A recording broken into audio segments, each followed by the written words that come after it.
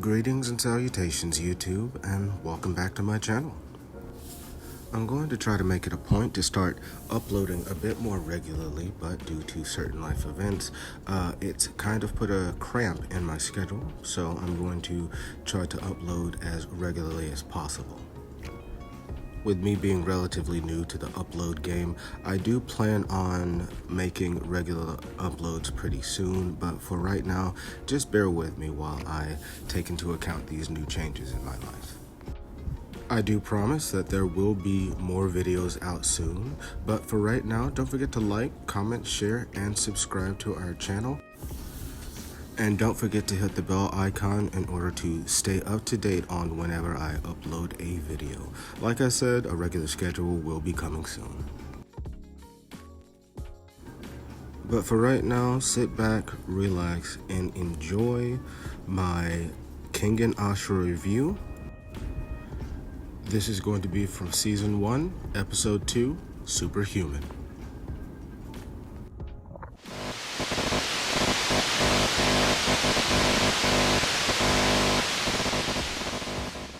So we're going to go ahead and pick up from where we left off on episode number 1 with Ivan Karayev and the mysterious hooded man breaking into Oma's residence. Kazuo knows quite a bit about Ivan Karayev's style, so he's able to give Oma a little bit of insight into his fighting style, like saying that he has a notorious high kick. This enables Oma to take advantage of that high kick and hit him straight in the, well, you know.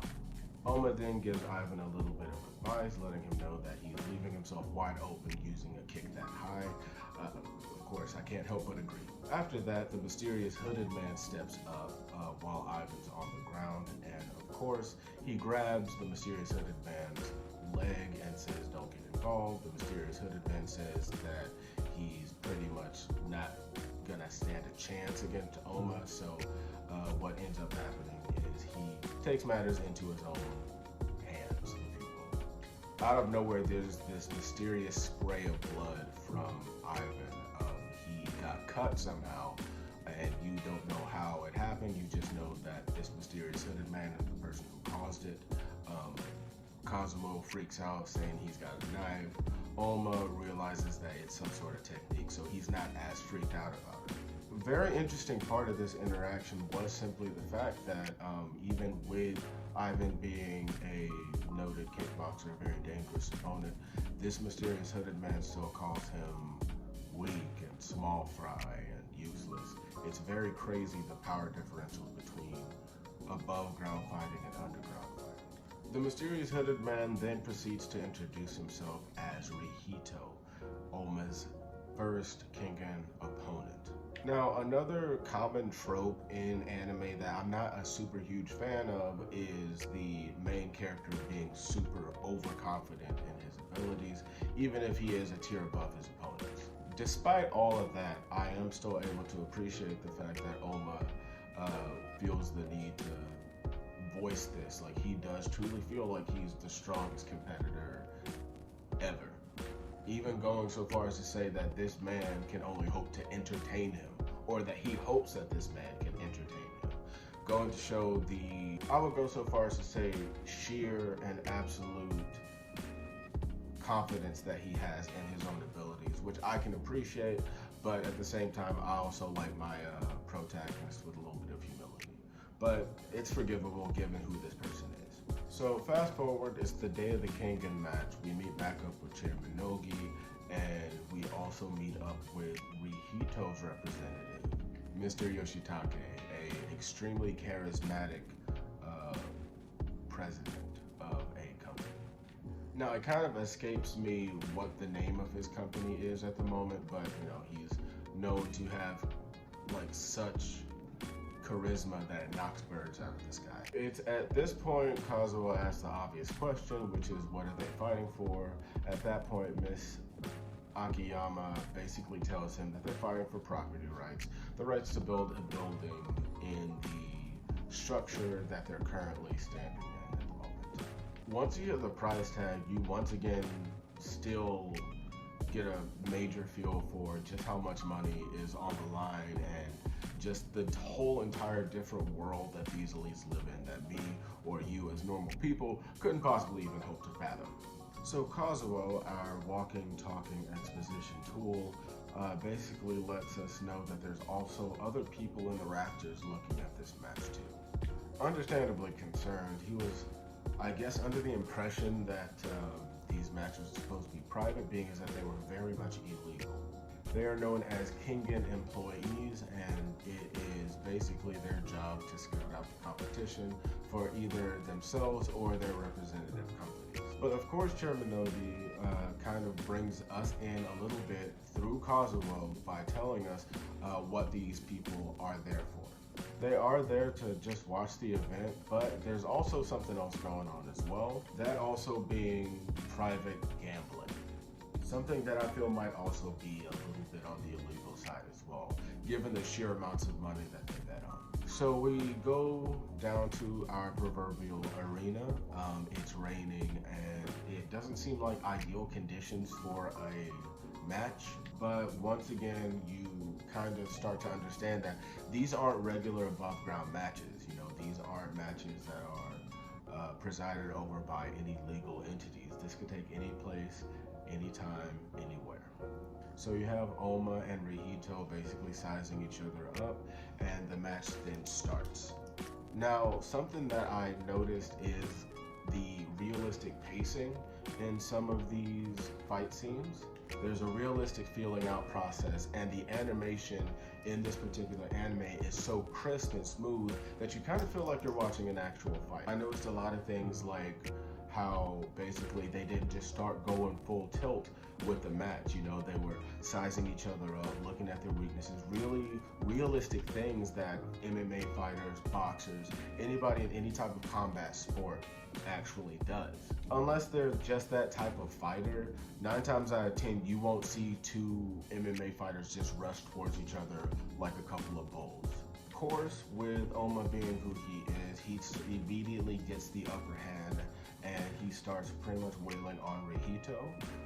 It starts to go a little bit more in Oma's direction when Oma gets him pinned down to the ground and he has them in a full mount position. Now, in a normal MMA fight, of course, the ref would have stopped it right then and there. Oma would have won, but as we keep saying, this is not a normal MMA fight. This is a street fight with a ref on the side, I guess, just to make sure that they don't kill each other if that's not necessary. Which is also something that I can respect from the Kengan Association, primarily because, you know, they do take care of their fighters, which is more than I can say for some other people. It's at this point Rihito reveals his secret weapon, the cutter. Rihito uses the tips of his fingers in order to slice at his opponents using his intense pinch strength, is what they call it. President Yoshitake kindly explains to us exactly how Rihito developed this particular fighting style and what it all encompasses, using and explaining things like, you know, retaining strength, pinch strength, grip strength, all that crazy stuff, on some anime nonsense, of course. It's very funny how this particular anime really does find scientific reasoning behind some of this ridiculousness that are these people's unique fighting styles. It's at this point Oma puts 2 and 2 together and realizes that President Nogi knew about this all along and just didn't tell him. Of course, Rihito being insulted at the fact that Oma is basically giving President Nogi a salty look, he continues to go on the attack, but starts to lose his razor's edge. After a healthy bit of trash talk, Oma starts picking Rihito apart little by little. And let me go ahead and go on the record by saying I absolutely love Oma's has a solution for everything fighting style. He starts to use Rihito's power against him, disrupting the flow of power and being able to turn the tables on Rihito by cutting off the distance, hence basically rendering his razor's edge cutting move completely and totally useless. Just as Oma looks like he's about to deliver the finishing move, you start seeing a spray of blood again.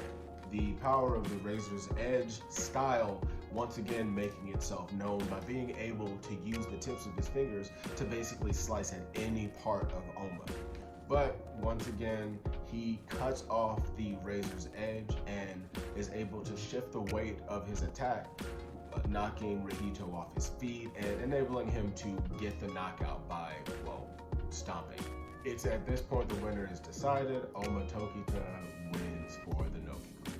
We then cut to Kazuo, Oma, and Miss Akiyama enjoying the spoils of their victory, enjoying a nice healthy meal, getting a little drunk, and just really reminiscing on the fact that they won this fight and Kazuo is now loaded up with fight money. Oma doesn't want anything to do with it, being the solitary bat, you know what he is, only focusing on the food and drinks in front of him and not really bothering with like money or anything like that. He just wants food so he can heal up his body so he can get ready for the next fight.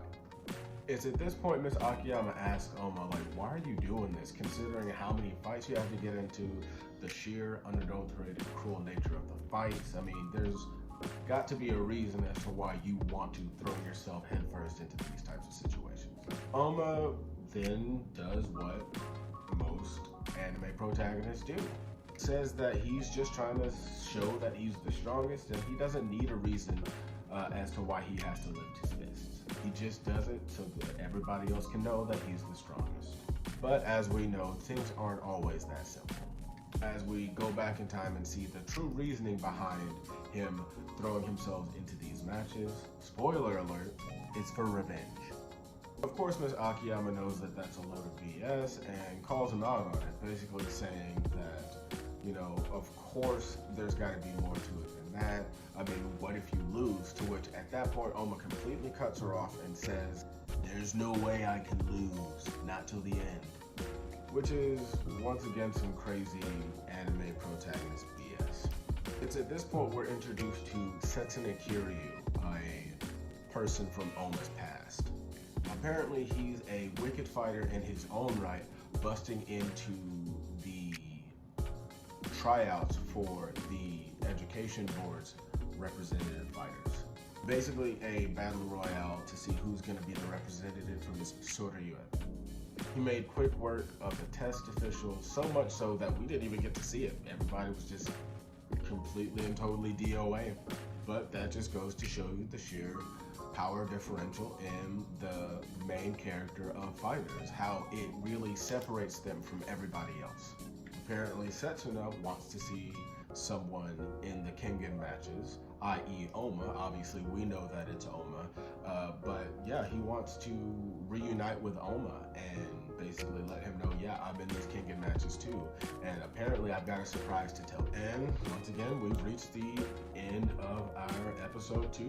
Another thing that I really liked about this episode and this series in general is, like I said, the complete and utter nonsense of the storyline and everything like that, but somehow it manages to still pull you in and give completely logical explanations to situations that are completely and totally illogical. But once again, you know, let me know if I missed anything in the comments. I am going to be filming for episode number 3 here pretty soon as well, so just bear with me for a little bit. Episode number 3 review will be coming out soon, as well as a few other things I have going as well for the channel. So hit the bell icon, like, comment, share, subscribe to our channel. The interaction is very important to us, so, you know, just keep that in mind. So don't forget to follow us on our social medias and everything like that in order to stay updated. I've been the Cozmic Squid, you've been awesome, and we will see you soon.